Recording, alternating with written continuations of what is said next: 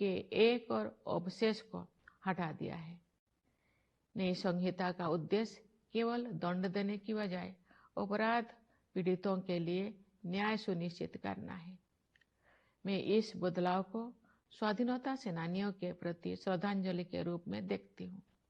मेरे प्यारे देशवासियों, आज के युवा हमारी स्वतंत्रता की शताब्दी तक के अमृतकाल को यानी आज से लगभग 1/4 सदी के कालखंड को स्वरूप प्रदान करेंगे। उनकी ऊर्जा और उत्साह के बल पर ही हमारा देश नई ऊंचाई तक पहुंचेगा। युवाओं के मनोमस्तिष्कों को विकसित करना तथा परंपरा एवं समकालीन ज्ञान के सर्वश्रेष्ठ आयामों को ग्रहण करने वाले नई मानसिकता का निर्माण करना हमारी प्राथमिकता है।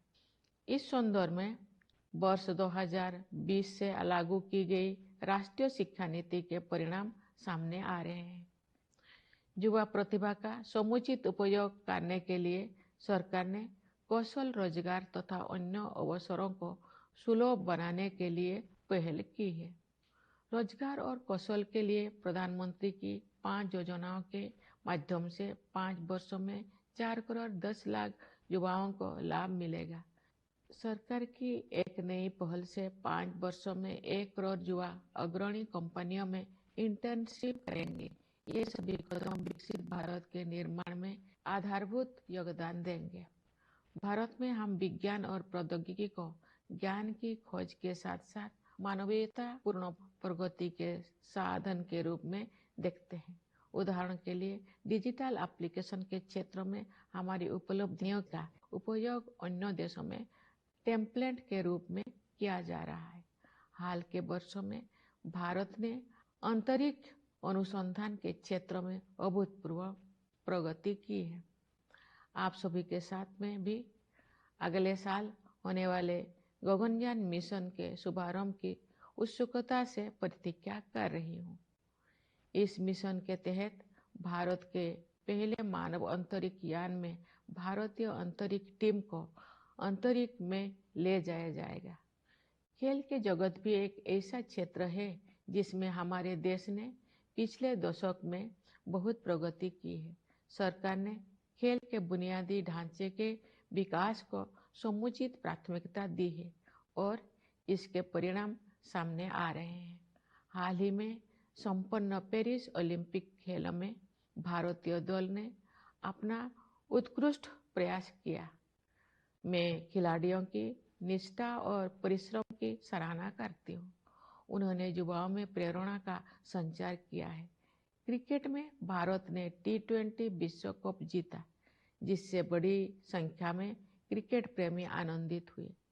शतरंज में विलक्षण प्रतिभा वाले युवा खिलाड़ियों ने देश को गौरवान्वित किया है।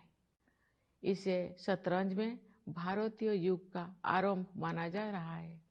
बैडमिंटन, टेनिस और अन्य खेलों में हमारे युवा खिलाड़ी विश्व मंच पर अपनी पहचान बना रहे हैं। उनकी उपलब्धियों ने अगले पीढ़ी को भी प्रेरित किया है। मेरे प्यारे देशवासियों, पूरा देश स्वतंत्रता दिवस मनाने के लिए तत्पर है।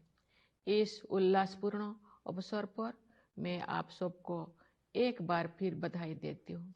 मैं सेनाओं के उन बहादुर जवानों को विशेष बधाई देती हूँ जो अपनी जान का जोखिम उठाते हुए भी हमारे स्वतंत्रता की रक्षा करते हैं। मैं पुलिस और सुरक्षा बलों के कर्मियों को बधाई देती हूँ जो पूरे देश में सतर्कता बनाए रखते हैं। मैं न्यायपालिका और सिविल सेवाओं के सदस्यों के साथ साथ विदेशों में नियुक्त हमारे दूतावासों के कर्मियों को भी अपनी शुभकामनाएं देती हूँ। हमारे प्रवासी समुदाय को भी मेरी शुभकामनाएं। आप सब हमारे परिवार का हिस्सा है। आपने अपनी उपलब्धियों से हमें गौरवान्वित किया है। आप सब विदेशों में भारत की संस्कृति और विरासत का गर्व के साथ प्रतिनिधित्व करते हैं। एक बार फिर मेरी ओर से सभी को स्वाधीनता दिवस की हार्दिक शुभकामनाएं। धन्यवाद। जय हिंद, जय भारत।